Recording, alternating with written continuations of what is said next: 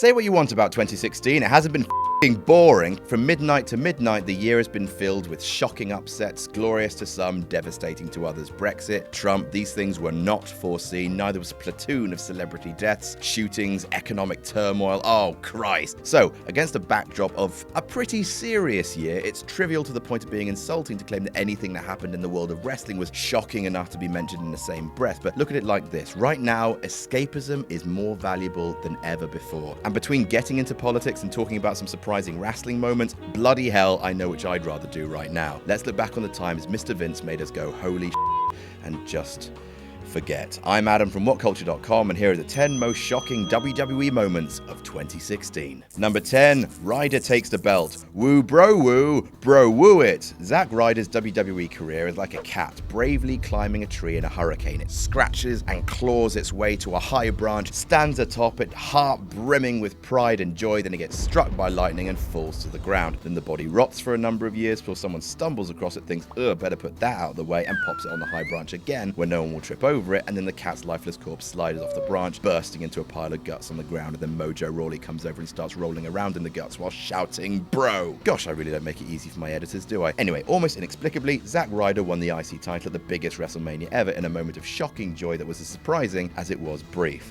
It was 24 hours surprising. Number 9, Brock murders Orton. Brock features on this list 3 times. He's been a busy little sausage, a white sausage the size of the Titanic landing on your car. He and Randy Orton had a Barney at SummerSlam, and well, at some point during the suplex party, Brock realized he was missing neighbors and decided to end the match early by elbowing Randall in the head until it popped like the seal on a fresh jar of coffee. He literally opened up his skull on purpose in the main event of SummerSlam. It was utterly grim, pretty damn ugly to watch, but you can't say it wasn't shocking to see Randall Keith Orton leaking man ketchup all over New York City. Number 8, Sasha and Charlotte play hot potato. Fans are split on Sasha and Charlotte. Basically, the two have struck up a gentlewoman's agreement. I'll job to you on Raw if you job to me on pay-per-view, in a cycle of title changes that manages somehow to be both surprising and predictable. The general rule of thumb is that hot potatoing a belt devalues it. And I don't know if I agree in this case. To me, the story is that both women are at the top of their game, constantly one-upping each other in a quest for final dominance, which in my opinion makes the belt feel more valuable, like they're killing each other to get it. Either way, it goes against the seemingly established rule of title reigns, and as much as some fans roll their eyes, I find it hard to believe that each and every title change hasn't been shocking. Number 7, the rise and fall of the Demon King. You know what they say, a candle that burns twice as bright dislocates its shoulder and is benched for 6 months. Finn Balor exploded onto the main roster this summer, being a top 5 brand pick, pinning Roman Reigns clean, pinning Seth Rollins clean, and winning the Universal title all within a month. The words you're looking for are sweet Christmas. However, as shocking as it would be for Finn to become a world champion in just 27 days, fans would be in for one more tragic surprise as a mere 24 hours later, Balor would hand over that championship before disappearing from our screens, yet to return. Never before have fans seen such a rapid rise and sharp decline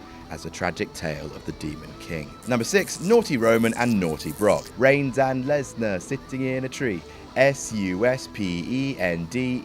Okay, I'll pack that in as it's a dickhead move to revel in the misfortunes of others, especially when at least one of them seems to stem more from bullshit administrative technicalities than actual roidy-roids. Basically, there was a spate of wellness policy violations in the middle of the year, one after the other, like Machine Gun Fire, Eva, Paige, Alberto, all went down. Before that, Roman, and though it wasn't WWE's policy he broke, Brock Lesnar tested positive for banned substances following his victory at UFC 200. Jesus Christ, thought the world as superstar after superstar went down. Was there one massive party at Vince's house we weren't told about, and how can I get an invite for next year? It's worth noting that every single person denies their allegations, with the WWE folk claiming that they were using prescription meds that through some loophole or another fell afoul of the policy. Either way, it was a damn weird few months. Number 5, Daniel Bryan retires. He felt like he was flying.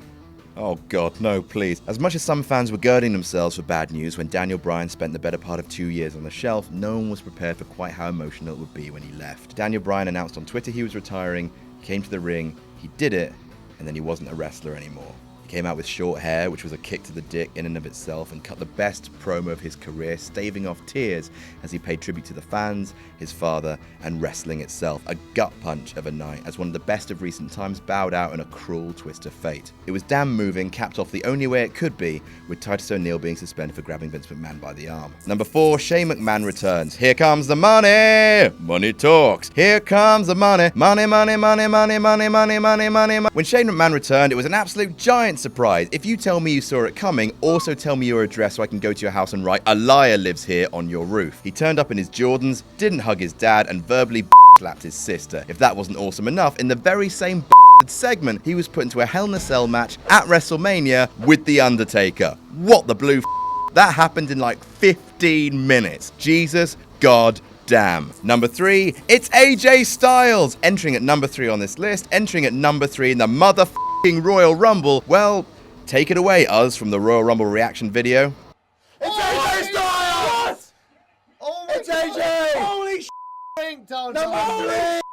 That's what 3 men prolapsing with excitement looks like. Like, we were expecting him at some point, but number 3, number goddamn 3, and not only was it a lightning bolt up the cock when he arrived, it was even more shocking that Vince got behind Mr. TNA and not only put him over John Cena at SummerSlam clean as you like, but also put his prize belt on the lad. Ah, it's nearly Christmas. I'll give it to myself. It was absolutely phenomenal. Number 2, CHYNA passes away, and to screech the jovial tone to an absolute halt, in April this year, the world became one of its 9 wonders poorer when Joni Laura, aka CHYNA, passed away at a ridiculously young 46. She was really, really, really great. Go back and watch her kick the crap out of Sergeant Slaughter. It's wonderful.